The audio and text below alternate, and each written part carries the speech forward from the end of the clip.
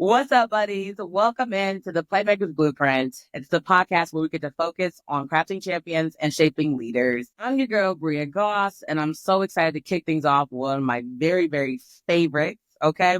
She's got a long list, so let me get it right. Let me get it right. She is an HBCU graduate with a Bachelor of Science in Chemistry and a Master in Public Health and Public Health Practice and Policy. With over a decade of experience as a scientist, specializing in cancer research, she has made significant contributions to advancing health and science. Now, as a stay-at-home mother, she dedicates her time to raising her children while remaining deeply connected to her passion for science and public health. She is a proud mom, devoted wife, and a trusted sister and friend, balancing her many roles with grace and strength. Through her unwavering commitment to family, learning, and personal growth, she continues to inspire and uplift those around her. And I know that was a mouthful, but let me tell you, you talk about uplifting and inspiring. She has been just that in my life. Please welcome in my cousin, Alexis Jaffard. Hey, sis, how's it going? Hey, Bria, I'm good. I can't complain. Thank you for that lovely introduction. HBCU, Clark University, you know, we have to do it. So, Sis. And don't get me wrong, we're gonna be talking all about fear today. One of the biggest things of why I wanted her to be on this podcast as one of the first is the fact that she is stepping out of her comfort zone and now she has her own podcast as well. Millennials in Charge. We're just talking about adulting is a scam and how ghetto it is. And she'll be dropping it soon, so check it out when she does. So let's get right into it. Okay. First of all, we want to break the ice. This is my first time doing it. You've had a couple episodes yourself. Is there anything advice wise that you would want to give me? I know we're going off script, but is there anything advice wise you would want to give me? I think just continue to be yourself. Keep doing it. Keep doing it messy, even if this feels messy to you. It's not going to be perfect the first time. And although you are amazing, like I tell you all the time, you're so amazing and you really have it already. But I just want you to keep believing in yourself, continue to be genuinely Bria Goss, who everyone knows and loves, and just do it messy. And it's only going to get better. So again, you find your baseline and then you just keep going. And you just keep competing with yourself to be better than the last episode. So you're going to do great. Thanks. It's why she's on there because she just makes you ice me up too much. Okay, so just to break the ice, for the people to get to know you a little bit better, even for myself, I was writing down some questions of just a quick 24-second shot clock. Okay, rapid fire. Okay, so let's go ahead and get the timer started. Ready? I'm ready. Are you a morning person or a night person? Afternoon. Okay, one word that describes your mentality. Perseverance. It's supposed to be a rapid fire. Sorry, okay? I'm sorry. I'm sorry. Okay, what is it? Perseverance. Okay. Favorite motivational quote or mantra? Find a way or make one. Okay. What what's your favorite way to relax after a tough day? Wine in probably like a good show. Best advice you have received in the last seconds? Rainbows only follow storms. Because I love that. Say that one more time, people. Rainbows only follow storms. Okay. Okay. Well, like I said, we're going to get into fear. I think one of the main reasons why I decided to do this podcast, with the help of you, of course, is just being able to overcome those fears. And I'm a basketball player that, had always loved competition, but that always came at some kind of cost, whether that's sacrificing or being disciplined or overcoming those fears. Okay. So what does fear look like to you? And why is it something that athletes and people in general need to confront in order to reach their goals? Fear to me is an opportunity to be better, right? So I don't think we should really fear anything. You kind of just got to do it anyway. And I think my fear of failure is what caused me to just do a lot of things. At first, I used to be afraid of failure. I wouldn't do anything. And then I just said to myself, you know what? We're going to do it. And then once I did it, I was like, oh, it taught me a lesson. So you just kind of got to just go with that fear. You have to kind of embrace it, use it as a tool versus as a hindrance, and don't let it stop you in your tracks, because literally you don't learn anything if you don't fail, So Yes. I think the best thing you can do with fear is to just embrace it. Yeah. Do you know, like, anything that you do to recognize when fear is coming outside of just like the normal like feeling of it, but like, how do you specifically recognize when fear is holding you back versus protecting you? I don't think fear protects you in like a dangerous situation, right? Kind of like Hey, what they're you're not doing. lying. Right. Well, odd as it sounds, when it scares you, right? Like you're kind of like afraid of that thing, but you shouldn't be necessarily afraid. It's like, as long as God got you, you okay, So it's just like, I don't Yeah. think you really can. Some people say like your dreams should be so big that they scare you, Facts. and oftentimes like I'm a very logical person. I prefer to be like, that sounds good, but does it make sense? Right. So I really feel like now I'm at a point where I'm like, I mean, it's scary, but I'm going to do it and we'll just see how it turns out. Yeah. Yeah. And it's kind of like being able to get over that. I mean, how do you feel right after? I mean, like what is your thing right after you get over that thing that Oh, might have been holding? the adrenaline dump is crazy. Yeah, it's the adrenaline dump is crazy. You're like, oh, it wasn't that bad, right? Like, I think we can psych things up in our mind way bigger than they actually are. So it's not as bad as you think. Right. Nothing is ever as hard as it seems, and it's not as bad as you think. And Right. really, you can take on anything. We working on. We are all working on that's okay. Slowly but We surely. listen and we don't judge. I- Okay, so let's talk about stepping out of your comfort zone. Okay, and what that looks like. Sometimes as you pursue your dreams, you know how uncomfortable that can be. So, can you share a time when you were uncomfortable but pushed through anyway? Well, after I graduated from Clark Atlanta, I moved to Maryland for a summer internship, only supposed to be 3 months, and I didn't even have anywhere to live. What? Yeah, so like I had a job that was starting on like a Monday, right? Yeah. But I didn't have Yeah. anywhere to live. So like me, my mom, my sister, I packed up my stuff in Georgia. I ended up putting it in the storage, and I only left with like a suitcase. And we rode from Buffalo, New York to Georgia, or Maryland, sorry, Maryland. Yeah. And we got like a little Airbnb or a hotel or something. And we sat there just searching for me a place to live, like the same day we arrived. Remind you, this is like a Friday. I start on Monday. I have nowhere to live. And we just literally like sat there, and we thankfully like found someone's basement apartment, for me to like live in. And Basement that apartment just is like kind of crazy. worked out. And it was just kind of like I was uncomfortable with leaving like a place that I had lived for 8 years, but I just was, I don't know. That was like the biggest leap of faith I've ever seen myself take. And it like in hindsight, had I let fear stop me, I'm like, it makes no sense. Yeah, I got a job, but I don't have a place to live. I can't go out there and stay. And especially like with the money, I didn't want to just spend it on like hotels or anything. But it was just Right. so much harder to find a place to live when I didn't live in the city or I wasn't close enough to go see the places. So with that discomfort, I could let it tell me like, you know what, you just stay in Georgia. You're gonna have to pass on that internship. And with that internship, like I was able to produce like a bunch of publications and just I went to graduate school from there and then, move on to biotech and everything else. And my life wouldn't be what Yeah. it is now had I not just made that uncomfortable decision to move. Even though I And so didn't know where I you was gonna are live. still there. Yeah. Yes, I am. Even though she has the Bills jersey on right now, we ain't gonna talk about the Bills. And do. They, they are. That's where she's originally from. And And they are playing to get to the Super Bowl tonight.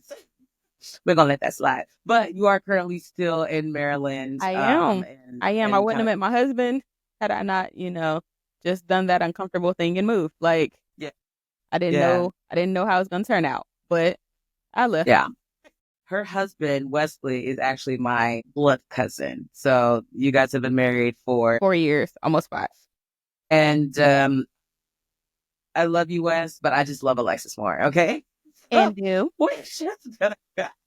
What is that? That had to be said. Okay. Okay. So when you have moved out there, what made you continue? Because I'm pretty sure it wasn't as smooth as, what you're typically normally used to, or would it have been uncomfortable? So like, what kind of gives you that edge to keep on moving?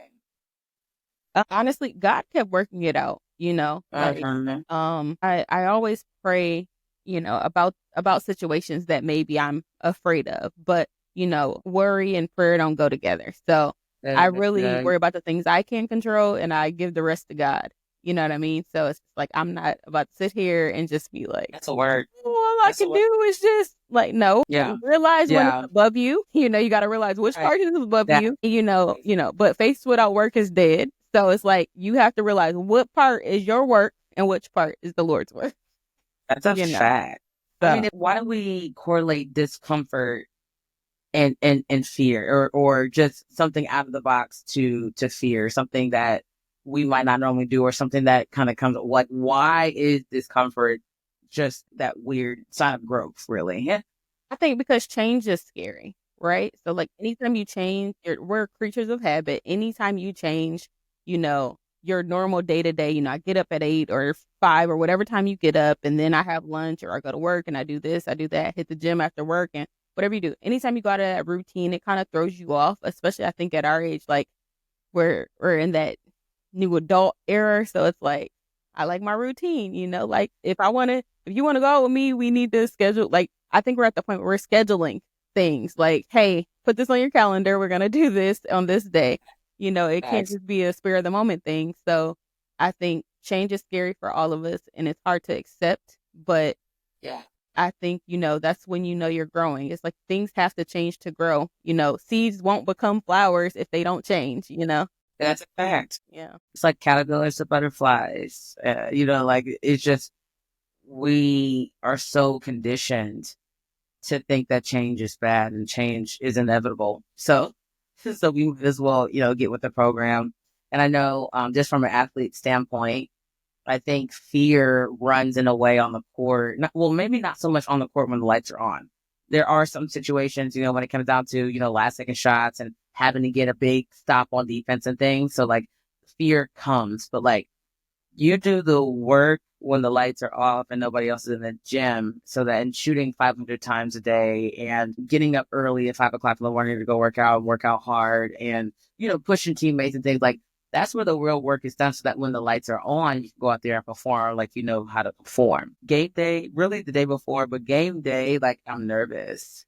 Very nervous. And I've been playing this game for almost 30 years. I'm nervous. But as soon as that ball goes in the air and the tip is and it's ready, it's almost like it's just another game. Like that could be the biggest game of life. It could be, it's weird. Like So it's is it like, kind of riding a bike? It just kind of becomes muscle memory because you said shooting in the dark. So I'm like, okay, if I'm shooting in the dark by myself, all of this stuff, and not literal dark, but, shooting in the dark by right. myself. And when I those got game you. lights come on, that nervousness still comes, right? So you're kind of, are you just, it just kind of clicks? Is it like just a muscle memory at that point once that ball tips? It's like that. They like, I mean, I've done the work. Like I'm very confident in my professional play. Like I know who I am on the court. I know I put in the work. I know that nobody out there can stop me. Like that whole confidence, cocky thing. Like, and it's not that arrogance way, but like just the sense of like, I've done this before. I've made and missed shots before. I've gotten the right stops and have like I've done this. So yeah, that muscle memory definitely turns on. But like if you're not in the gym and you're not working on your game, then that fear is going to carry on into the game too, because if you put that work in or not. You know what I mean? So like for me, especially specifically, like I am a lot more confident when I do the work off the court, and then I go in the game and just act like it's. I mean, it just is. You know what I mean? Yeah. Um, That game becomes but practice, which was easy, right? exactly, Yeah. exactly. It really is. And I think that's for all sports, maybe not for all athletes, but like to a sense, like you got to be able to take that fear and wring it by its neck and throw that thing back in the ocean, because it will literally eat you up. Just like a defender. So if I come out and I'm on offense and I'm playing against the best defender in the world, like I need to put you in a spin cycle too. Like Like, I can't show no fear or she's going to kill me. Just like if I'm on defense guarding the best defensive player, they're going to eat you up and spit you out. So you have to be able to come out and overcome those fears and really just possession by possession. You know what I mean? But did you have that as a rookie, or did that definitely come with the experience that you have under your belt? Like, how long did it take you to be like, oh, I'm about to tear him up when we get out here? Like, how long did that take? Because I feel like as a rookie, well, I haven't played sports like that. So, so it's like, in my mind, I'm like, oh, especially if I'm new, it's like, oh, what's about to happen out here? See, and for the listeners too, like, so yeah, you don't play sports. And this is what I learned on the court, help off the court type of podcast. But I really need you and wanted you to be on here because when it comes to fear, like, I feel like you are the standard, the poster child of overcoming those fears. And so we needed to have these conversations. But to answer your question, like, so, I mean, if you talk about high school, right? I had a sister that was on the team, so that helped. But I mean, you're just a puny kid, right? Playing against, some top level competition. And then as the season goes on, you feel more and more comfortable. So I'm still a freshman, but the season I'm getting accustomed to the way we play at a high level and then being able to compete against high level players. And then same thing when you get to college. Yeah, there's a fear of going to practice and practicing against, 22-year-olds, and I'm an 18-year-old kid. You know what I mean? So, like, again, you kind of put in that work so that it helps. You go into the game, same thing. That first game, nerves are killing you, but it's still, once that ball tips in the air, it's like, all right, I've done this before at whatever level. You know what I mean? When I was a rookie, I went over to Finland, and that was just by the grace of God because a friend of a friend got me over there. Okay. And at that point, I got over there so late, I got this close to throwing in the towel. Like, basketball was about to be done.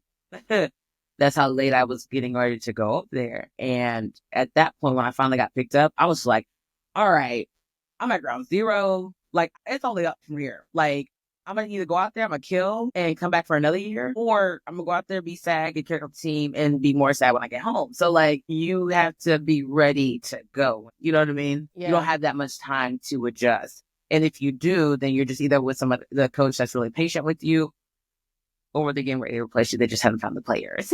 So it takes, I think, for who I am, I think I'm very secure in what I got and who I am. So, what is your mindset, mother, of my beautiful godson, okay, of just every day, of just the everyday fears of this world? You know what I mean? So when you asked me like my favorite motto or mantra, I told you find a way or make one. And so that's one of Clark Atlanta's motto, and also culture for service. But find a way or make one not only got me through those 4 years of college, it has carried me through the rest of my life, right? Like, one thing about it, two things for sure. Like, no matter what the obstacle, I'm going to find a way out of it, or I'm going to create that way out of it, So it's really about just, again, trusting that, God's got you and nothing is too hard for him. And when you put the work in, it's not too hard for you to help yourself out of any situation. Love that. Amen. Okay. So actually going after, your dreams in this one. Okay. But so you talked a little bit about your move to Maryland. Okay. And that was a big change. And that was probably very, uncomfortable, very fearful. When you're going after your set dreams, okay, what is your get go? How do you make your way? What is your thing? How, when the road especially gets tough, like, what is that thing that is like, nah, I gotta get here because these are the dreams and the goals that I have for myself? I think now as a mom is I have to show my kids that they can do anything, right? Like, I can't just tell them like, oh, you can be anything, you can do anything.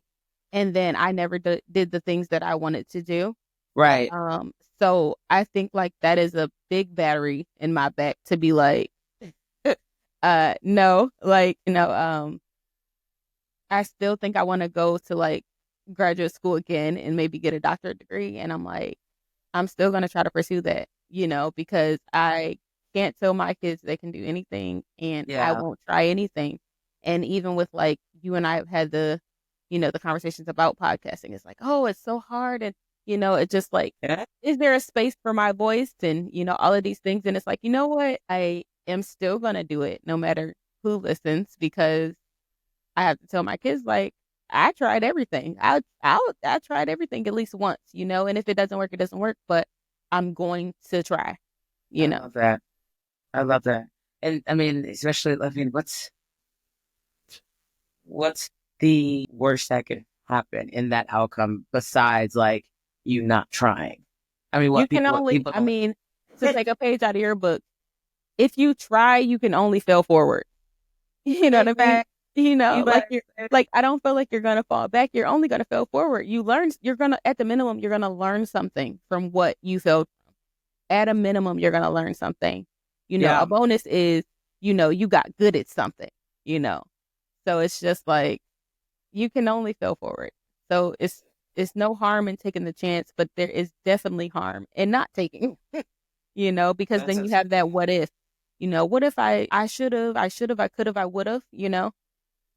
So you really just have to try anyway. Like, yeah, you do. Literally. I know, as you're tracing these goals, these dreams, and I'll, have haters, doubters, naysayers.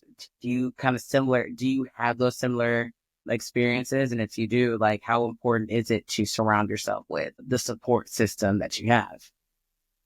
think for me, I'm similar to you. Like, I definitely keep it close to the vest. I don't like to display my plans. I'm very much so just like a move in silence, pop out type of person. I'd much rather show you better than I can tell you, Mm. and that's important, like even I think about it, even as an athlete, like you don't have to run around and tell everybody you're the best, but when you show, like Woo-wee! You gonna it's let the undeniable. game No, talk?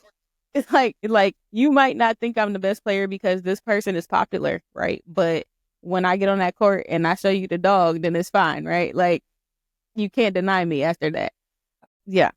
I mean, I think with finding the right support group though, or support Mhm. system, you need to pray for discernment Do. because, you can have tons of followers and or friends, on social media or whatever, but you don't know who's like praying, secretly praying on your downfall. So I think it's important that you pray for discernment. I used to pray this prayer and I've seen people like be removed from my life. I used to say, dear Lord, please remove anything not sent by you. And, sometimes people would disappear and it's like, okay, Uh, you know, so, yes. just, Yes, I do. just keep it close to the vest and also just stay prayed up because you don't know. Facts. You That's you such don't a know. You hope and I think like, and that's not me being pessimistic. I personally do hope the best out of people, like, but at the same time, I think we can't be naive that everyone does not have your best interest at heart. And yeah. again, when people show you who they are the first time, believe them. You better believe them. You know, Believe like them. I think we Yes. always try to be like, oh no, no, believe people the first time when they show Got you you. exactly who they are. Believe them and move on because it could end up hurting you by trying to hold on to these people, you know, especially with athletics and, if you have the wrong people around you, they'll bring you down. Like I've seen so many different stories, within these last couple of years of like different basketball players and football players, like where it's just like they have the wrong people around them and they're Yeah. doing crazy things and Yeah. things that they shouldn't be doing at this high level, you know? Yeah. So I think you definitely have to watch your circle and be You mindful do. and just make sure you have people that are keeping you grounded, but also uplifting you. You do. No, I think that's so important. I think and being able to recognize that too, I think that's pivotal so that you know how to move and how you want to, you know, live your own life and things. So I think that's great. And we talk about, I mean, believing others and, whenever they say who they are believing others with what they're putting out and not just listening to the words, but like what actions are they putting out? And you talk about believing in others. What is the importance of believing in yourself, especially in those fearful moments? I mean, have you always believed in yourself? You always been confident? Ooh, let's talk about it. I'd have to say that my confidence has come in waves. So I think there was a certain point in my life when I was like, so probably college, very confident, right?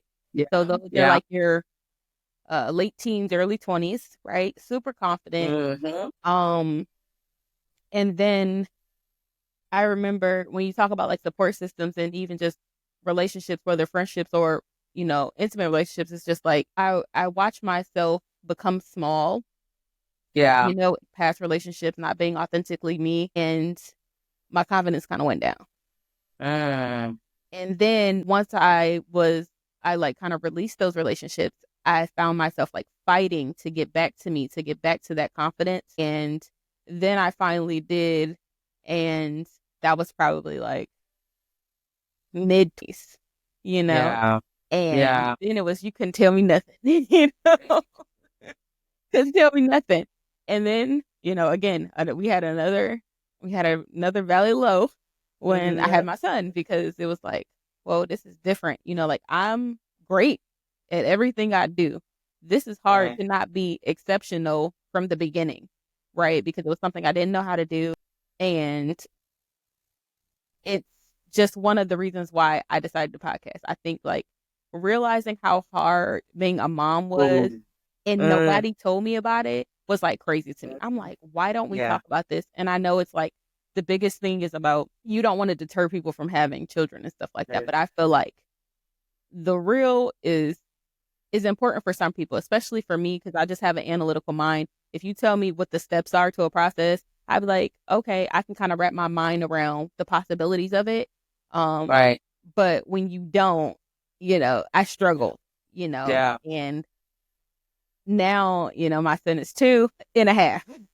So, and I'm finally like at that confidence where I'm like, okay, I'm killing this mom thing. Like, so my confidence has not always been consistent. It's definitely been up and down and up and down and up and down. Yeah. And, I think that's normal and it's okay. But I think with athletes, I think you guys might experience that, but it's probably shorter than those, like, those years. I think like you might have a bad game, you be down, but then the next game you're good. So it's kind of like a drastic spike up and down. You gotta have short-term memory with sports, even from like, if you take it not only game by game, but like possession by possession. So like, if I had a bad game, I can't carry that into practice or into the next game. Like, you can't. However, or even like in the possession, like, okay, I turned the ball over. That doesn't mean I'm pouting or cussing them and fussing or going down and making another bad play. Like, it happened. It's over. Like, we don't have to get back on defense. Like, you know what I mean? So that, I think, is why, like, that helps me though. Maybe not having as short term, in the real world, but like when I'm off the court, I can condition to have a shorter term of that fear, of that worry, of that doubt, of that lack of confidence, of that discomfort, because I felt like I've already dealt with that on the court.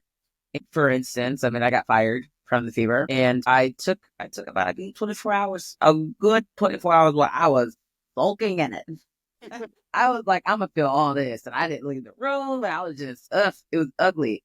But then I was like, all right, I can't stay here. Let me go on and shake some things up. And I think it's important to feel those feelings, but you do have to keep on with the keep it on. So you have to make some things shake, and so I feel like that's what I did. I should have played sport. A great PG, a great. You know what? I feel like I could play sports now because I think my short term memory is a lot better. Where it's like, you got to keep moving on, especially like with the child. I can't let it hold me down. I have somebody counting on me. So no, yeah. Seriously. I feel like now I could play sports. Y'all got any mom leagues? Wait. Well, Dee plays in a league and she is a mother, but y'all got any for the moms? Listen, the unathletic moms. She's a baller. I'm still not a baller. I need like dribble, pass. We need tryouts for you. It's gonna look bad. Y'all gonna dog me. No, thank you. Listen, You're probably better than what you think. So, you know what? When I come back out there, we're doing it. Please no. Wait. We're doing it. No, that's awesome though. I think that's important for people to hear, especially like you said, with after the birth of your son and some postpartum there, and just being able to again overcome. I think so many people stay in that place. So kudos to you that you found your way out and things, and again have a supportive husband that you have, and being able to just kind of make your own way. I think we get really caught up to everyone around us, telling us what we should be doing or how we should be doing it, and that in itself is fearful. Does that mean, okay, if somebody says that I'm not supposed to be doing this or I am supposed to be doing that I'm not doing my duties as a mother, that fear starts to kick in already. So big shout out to you that you were able to kind of, um, you know, look back at that and said, that was tough. And you got through it. So what, I mean, you can get through anything. You get through that kind of stuff. You know what I mean? Again, I know you, um, are not an athlete yet. Okay. Cause we are going to have those tryouts, but, since you're not there. Okay. How can athletes use the lessons of overcoming fear and embracing discomfort to become better, not just on the court, but you kind of stop looking at it as, when you overcome your fears, you kind of stop looking at it as discomfort and just kind of like a small obstacle that you're going to be able to just overcome. It's going to take you a little minute, right? It might not be as easy as the last, but you have what it takes inside to persevere. You now know, like, you have a baseline, like, okay, this was harder than this. So, and like we said, if we're talking about postpartum depression, if we're talking about,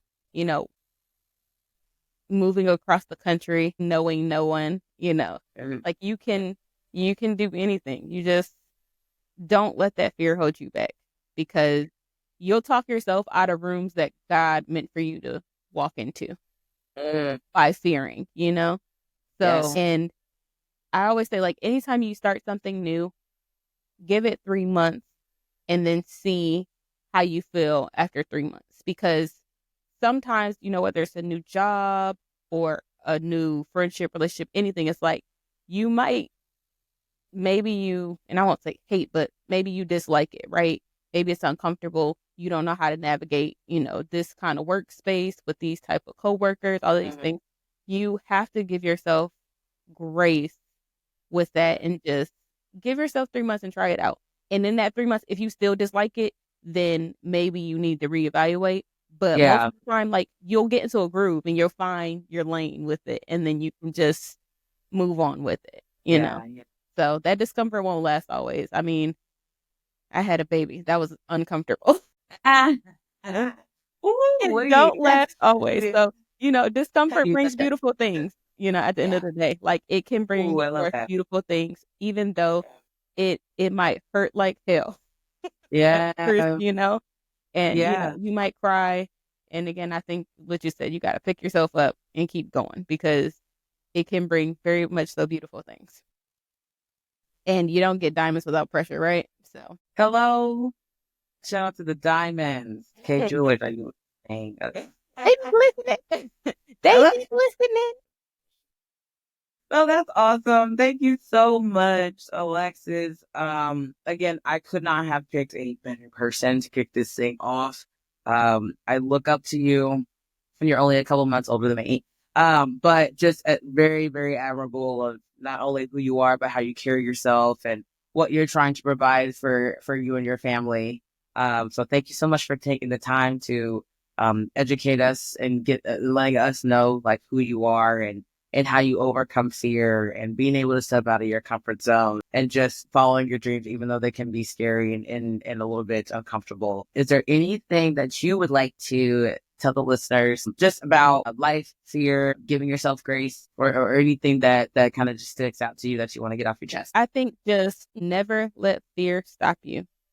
Fear is just a moment in time. There is greatness at the other side of fear. I think that's what I want to leave you with. I think there is greatness at the other side of fear. And that helps me too. I mean, and again, I think I battle fear, more often than I'd like. So just kind of, again, hearing your words, hearing how you're able to get over fear, like, that's admirable. Okay. Lexus, thank you so much for joining us. I really appreciate you taking us through what fear looks like, how you're able to overcome it, the dreams and aspirations need to be met, and there you are leading the way. Thank you so much for being here today. You can get back to those bills. Would you say bills what? Bills Mafia. Bills Mafia or whatever, okay?